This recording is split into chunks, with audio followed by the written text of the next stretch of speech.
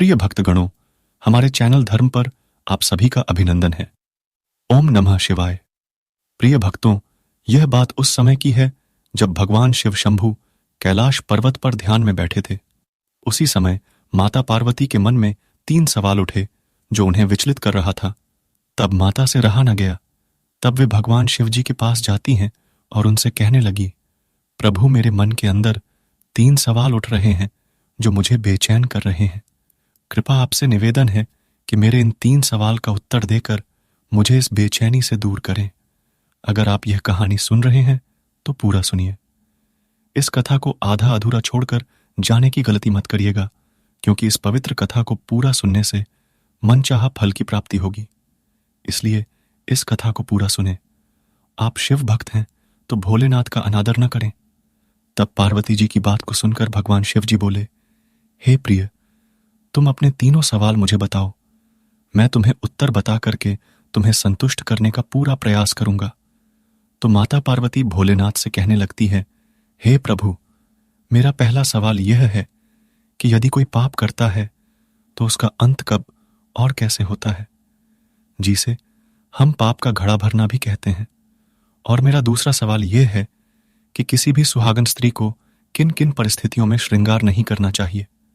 मेरा सबसे अंतिम और तीसरा सवाल यह है कि एक भाई अपने ही दूसरे भाई का सबसे बड़ा दुश्मन क्यों बन जाता है। मेरे प्रिय भक्तों, इस प्रकार माता पार्वती के 3 सवाल को सुनकर भगवान शिव जी माता पार्वती से कहने लगे, हे प्रिय, मैं तुम्हें एक छोटी सी कथा के माध्यम से समझता हूं। यदि तुमने इस कथा को पूरे ध्यान से सुना और पूरा सुना तो निश्चित ही तुम्हारे मन में उठ रहे 3 सवालों के उत्तर तुम्हें मिल जाएंगे और तुम्हें पूरी तरह से संतुष्ट हो जाएगी और तुम्हारी बेचैनी भी दूर हो जाएगी। अब माता पार्वती कहने लगी, प्रभु ठीक है, आप मुझे कथा सुनाना शुरू कीजिए। और माता पार्वती यह भी कहती है, हे प्रभु, मैं आपके द्वारा सुनाई गई कथा को पूरी तरह से मन लगाकर सुनूंगी और कथा को पूरा सुनूंगी। जब तक आपकी कथा समाप्त नहीं हो जाती तब तक मेरा मन किसी दूसरी जगह नहीं जाएगा। तो प्रिय भक्तों, भगवान शिव किस प्रकार से माता पार्वती को उनके 3 सवालों का उत्तर एक कथा के माध्यम से देते हैं। तो कथा शुरू करने से पहले मेरा आप सभी से अनुरोध है कि माता पार्वती की तरह आप भी कथा को पूरा सुने और हमारे चैनल को सब्सक्राइब अवश्य करें, क्योंकि आधी कहानी सुनने वालों को आधा अधूरा ही ज्ञान प्राप्त होता है जो जीवन में कभी काम नहीं आता, और आधा अधूरा सुनने से समय बर्बाद होता है, उससे कोई भी ज्ञान प्राप्त नहीं होता है। तो अब भगवान शिव कहते हैं, हे प्रिय, रामपुर के गांव में रामू और श्याम 2 भाई रहते थे। कुछ समय या कुछ दिनों के बाद बड़ा भाई रामू अपने पैसों के घमंड में आकर अपनी पत्नी को भी वहीं छोड़कर वहां से कुछ दूर जाकर के रहने लगता है। श्याम का बड़ा भाई पैसों के आगे अपनी पत्नी का ही नहीं, किसी का भी बात नहीं मानता था। चाहे उसका छोटा भाई श्याम भले ही गरीब था, मगर अपने परिवार में अपनी पत्नी व बच्चों के साथ रहता था और भूखे प्यासे रहकर कि वह जो कमाता उसी में अपने परिवार का ख्याल रखता था। उसे जो कुछ भी मिल जाता था उसे ही खा करके अपना गुजारा करता था। जहां बड़ा भाई रामू बहुत ही अमीर था, वहीं छोटा भाई श्याम बहुत ही गरीब था।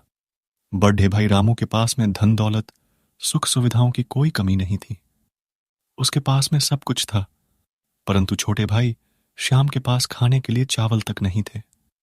बड़ा भाई रामू बहुत ही खुश रहता था, लेकिन छोटा भाई श्याम बहुत ही दुखी रहता था।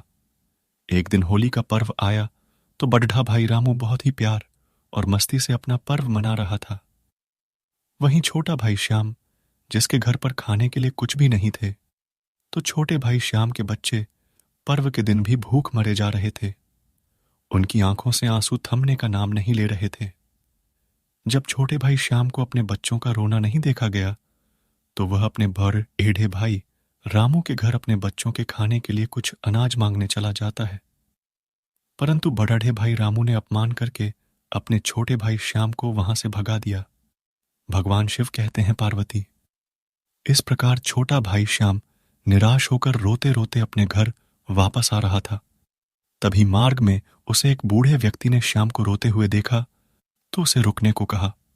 उस बूढ़े व्यक्ति के सामने एक लकड़ियों का गट्ठर रखा था।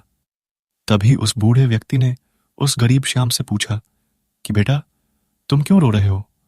फिर छोटे भाई श्याम ने अपने बड़े भाई रामू के द्वारा किए गए अपमान के बारे में उस बूढ़े व्यक्ति को सारी बात कह सुनाई। फिर तो उस बूढ़े व्यक्ति ने उस छोटे भाई श्याम से कहा कि तुम मत रो और तुम मेरा एक काम करो जिससे तुम्हारा सारा कष्ट दूर हो जाएगा। तुम एक काम करो, तुम मेरे घर ये लकड़ियां और जो मेरा यहां सामने पड़ा है इसे अपने सिर पर रखकर पहुंचा दो, तो मैं तुम्हें अमीर बनने का एक रास्ता बताऊंगा जिससे तुम बहुत अमीर बन जाओगे। फिर तुम्हारे जीवन से हमेशा के लिए गरीबी चली जाएगी और तुम अपनी पत्नी और बच्चों के साथ में सुखपूर्वक जीवन व्यतीत कर सकोगे।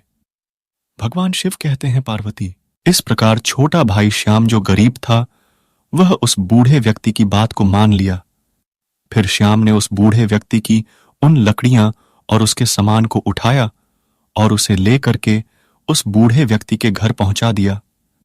अब लकड़ियां और सामान जब बूढ़े व्यक्ति के घर पहुंच गया तो उस बूढ़े व्यक्ति ने उस गरीब भाई श्याम को एक लड्डू दिया और कहा, मैं तुम्हें एक लड्डू देता हूं, तुम जब यहां से जाओ तो पास के जंगल में पश्चिम दिशा की ओर जाना। वहां पर तुम्हें गुफा मिलेगी। जब तुम उस गुफा के अंदर जाओगे तो उस गुफा के अंदर तुम्हें कुछ बौने आदमी मिलेंगे। उन दोनों आदमियों को लड्डू बहुत पसंद है। जब तुम उनको लड्डू खिलाओगे तो वह बौने आदमी तुम्हें लड्डू के बदले कुछ भी देने को राजी हो जाएंगे। तो तुम उनसे लड्डू के बदले में जादुई पिटारा मांग लेना। जब वो लोग तुम्हें जादुई पिटारा दे देंगे तो समझ लो तुम्हारे बुरे दिन हमेशा के लिए विदा हो जाएंगे और तुम्हारे जीवन में खुशियां आ जाएगी। फिर तुम उस जादुई पिटारा से जो भी मांगोगे वही तुम्हें मिलेगा। भगवान शिव कहते हैं पार्वती, इस प्रकार छोटे गरीब भाई श्याम ने धीरे धीरे पैसे वाला होने लगा। उसका सोया हुआ भाग जागने लगा और एक समय ऐसा आया कि धीरे धीरे वह गरीब श्याम बहुत ही अमीर बन गया। अपने बड़े भाई रामू से भी अमीर बन गया। अब उस गरीब श्याम की चर्चा चारों तरफ बड़े ही जोर शोर से होने लगी कि भगवान जब देता है तो उसे छप्पर फाड़ कर देता है। देख लो इस गरीब श्याम को, रात रात में प्रभु ने इतना अमीर बना दिया। अब यह बात उड़ते उड़ते जब उसके बड़े भाई रामू के पास पहुंची कि उसका छोटा भाई श्याम उससे भी ज्यादा अमीर बन चुका है। उधर बड़े भाई की पत्नी जो अपने घर पर अकेली रहती थी, जब उसको भूख लगती थी तो छोटा भाई श्याम अपने घर से बड़े भाई रामू की पत्नी के लिए कुछ न कुछ राशन अवश्य भेजता रहता था, क्योंकि बड़ा भाई रामू अपनी पत्नी से दूर रहता था, जिससे वह बहुत ज्यादा दौलत कमा सके और दुनिया का सबसे बड़ा अमीर आदमी बन सके। बड़े भाई रामू की पत्नी की हालत को देखकर कि छोटे भाई श्याम का हृदय पिघल जाता था और वह उसकी सेवा मां के समान करता रहता था। उधर वह बड़ा भाई रामू मन में सोचने लगा कि कुछ दिन पहले मेरा छोटा भाई श्याम मुझसे भीख मांगने आया था, मगर अचानक वह अमीर कैसे बन गया? इसके पीछे आखिर क्या राज है?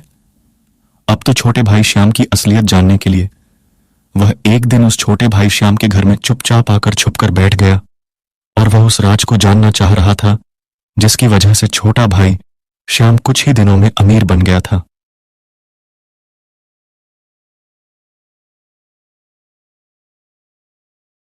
भगवान शिव कहते हैं पार्वती, जब छोटे भाई श्याम ने रात को जादुई पिटारा से अनाज निकाला तो उसको अनाज निकालते हुए बड़े भाई रामू ने चुपचाप देख लिया और सोचने लगा, अच्छा, यह सब इस जादुई पिटारा की करामात है। यह जादुई पिटारा ही इसे सब कुछ दे रही है, जिसकी वजह से मेरा छोटा भाई श्याम गरीब से अमीर हो गया। यदि ऐसा ही चलता रहा तो दुनिया में यह सबसे बड़ा आदमी बन जाएगा, फिर मुझे कोई नहीं पूछेगा। और मन में सोचने लगा कि मैं इस जादुई पिटारा को चुरा लूंगा और मैं फिर सबसे बड़ा आदमी बनूंगा। अब भगवान शिव कहते हैं पार्वती, इस प्रकार एक दिन ऐसा आया कि छोटा भाई श्याम अपने पूरे परिवार के सहित कहीं बाहर गया हुआ था। मौका पाकर के बराबर ही उसके घर में घुसकर उस जादुई पिटारा को चुरा ले गया और फिर उसने पत्नी के घर जाकर अपनी पत्नी से कह गया कि तुम चिंता मत करना, मैं बहुत जल्दी पैसे वाला बनकर के और तुम्हें लेने के लिए आऊंगा। फिर हमेशा के लिए हम साथ साथ रहेंगे।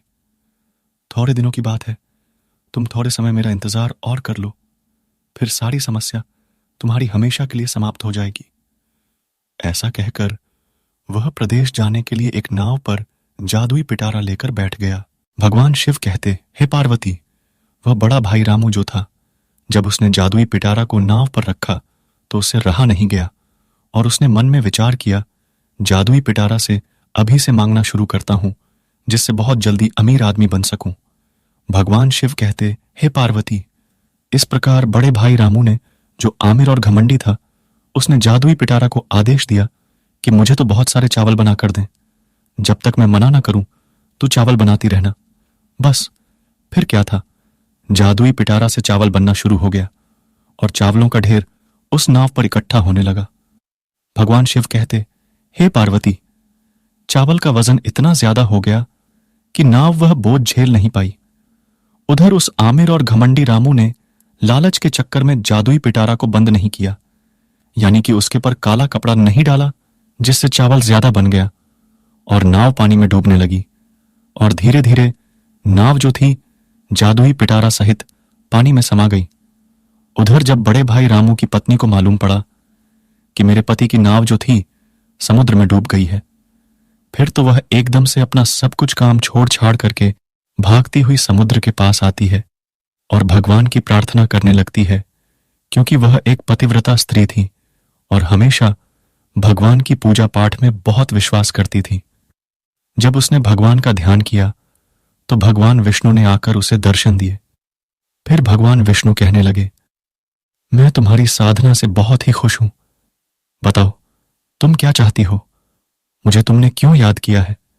फिर वह महिला कहने लगी, प्रभु आप तो सब कुछ जानते हैं, आप तो घट घट के वासी हैं, एक पति के बिना पत्नी का जीवन में कोई अस्तित्व नहीं है। इसीलिए मैं यह चाहती हूं कि यदि वास्तव में आप मेरी साधना से प्रसन्न हैं तो मेरे पति की नाव वापस ऊपर आ जाए। भगवान शिव कहते हैं, पार्वती, इस प्रकार विष्णु जी की कृपा से डूबी हुई नाव जो थी पुनः जल के ऊपर आ गई। अब तो उस महिला का पति, जो घमंडी था, एकदम से यह नजारा देखकर कि आश्चर्यचकित होकर के अपनी पत्नी से कहने लगा कि तू यहां पर क्यों आई है? मैं तुझसे यह कह करके गया था कि मैं धन को दोगुना करके आऊंगा। भगवान शिव कहते हैं, पार्वती, फिर वह पतिव्रता स्त्री कहने लगी, आज तुम्हारी जो जान है वह मेरी साधना की वजह से बची है। फिर अपनी पत्नी की बात को सुनकर के वह घमंडी व्यक्ति कहने लगा, तू पतिव्रता स्त्री है, तेरा चेहरा बता रहा है, तूने श्रृंगार तक नहीं किया है और तू कहती है कि तू पतिव्रता स्त्री है। क्या पतिव्रता स्त्री ऐसी होती है? तू मुझे किसी भी तरह से पतिव्रता नहीं लगती। उसी समय पर भगवान विष्णु प्रकट होते हैं और कहने लगते हैं, तुम्हारी पत्नी सत्य कहती है, वह एक पतिव्रता स्त्री है और उसी की साधना की वजह से तुम्हारी जान बची है और यह नाव भूमि पर आई है, अन्यथा तुम्हारी मृत्यु हो चुकी थी। और रही बात श्रृंगार करने की, तुम अपनी पत्नी से कह रहे हो कि इसने श्रृंगार नहीं किया है, तो यह पतिव्रता स्त्री है। उसकी पहचान तुम कभी नहीं कर सकते, क्योंकि एक सुहागन महिला को उस परिस्थिति में कभी श्रृंगार नहीं करना चाहिए जब तक उसका पति किसी कारणवश उससे दूर रहता हो। यदि किसी स्त्री का पति किसी कारणवश उससे दूर रहता है और उसकी पत्नी यदि श्रृंगार करती है, तो उसका पतिव्रता धर्मभंग होता है और उसकी साधना कभी पूरी नहीं होती। उसके जीवन में कभी सुख की प्राप्ति नहीं होती, उसका जीवन हमेशा दुखों में ही काटता है। भगवान शिव कहते हैं, हे पार्वती, इस प्रकार विष्णु जी की बात को सुनकर कि वह घमंडी व्यक्ति रामू जो था, उसका घमंड चूर चूर हो गया और उसने भगवान के चरणों में गिर करके क्षमा मांगी और अपनी पत्नी से भी हमेशा के लिए माफी मांगी कि मैं कभी भी किसी व्यक्ति को छोटा नहीं समझूंगा और कभी भी घमंड नहीं करूंगा, कभी भी लालच नहीं करूंगा, क्योंकि लालच का फल बुरा होता है।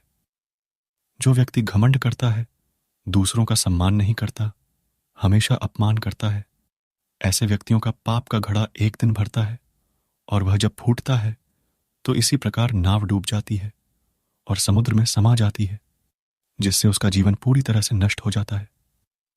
अब भगवान शिव कहते हैं, हे पार्वती, तुम्हारा पहला सवाल था कि पाप का घड़ा कब तक और कैसे बढ़ता है। तो समझ लो, व्यक्ति के अंदर जो घमंड होता है वह व्यक्ति को नष्ट कर देता है। वह कभी अच्छे काम नहीं करता, सारे बुरे काम करता है। उसके अंदर लालच बढ़ता जाता है और वह लालच के चक्कर में फंस करके अच्छे बुरे की पहचान भूल जाता है, जिससे वह पाप पर पाप करता जाता है। और इस प्रकार जब घर के अंदर पाप ज्यादा हो जाते हैं तो घर फूट जाता है। अब तुम्हारा दूसरा सवाल था कि किसी भी सुहागन महिला को किन किन स्थिति में श्रृंगार नहीं करना चाहिए। तो समझ लो, यदि किसी स्त्री का पति किसी कारण बस उससे दूर रहता है तो उस परिस्थिति में उस स्त्री को कभी श्रृंगार नहीं करना चाहिए, अन्यथा उसके जीवन में कभी सुख की प्राप्ति नहीं होती। उसका जीवन हमेशा दुखों से भरा रहता है। अब तुम्हारा तीसरा सवाल था कि एक भाई अपने ही भाई का दुश्मन क्यों बन जाता है। तो समझ लो, एक लालच ही है जिसकी वजह से भाई भाई का दुश्मन बन जाता है। इसलिए इंसान को कभी भी लालच नहीं करना चाहिए। और इस प्रकार भगवान शिव पार्वती के तीनों सवालों का उत्तर देकर के उनसे पूछते हैं, पार्वती, अब तुम बताओ, क्या तुम्हें संतुष्टि प्राप्त हुई। तो माता पार्वती कहती हैं, हे प्रभु, मुझे इस कथा से मेरे तीनों सवालों के उत्तर मिल गए। मित्रों, यदि आपको यह कहानी पसंद आई हो तो आप कमेंट बॉक्स में लिख करके जरूर बताएं कि यह कथा आप लोगों को कैसी लगी, और भगवान शिव और पार्वती के लिए हर हर महादेव लिखकर एक लायक करें और हमारे चैनल को सब्सक्राइब अवश्य करें। धन्यवाद। तो मिलते हैं अगले वीडियो में, तब तक अपना बहुत ख्याल रखें। इस वीडियो को बोलते समय कोई त्रुटि हो तो मैं क्षमा चाहती हूं। उम्मीद है आप सभी को यह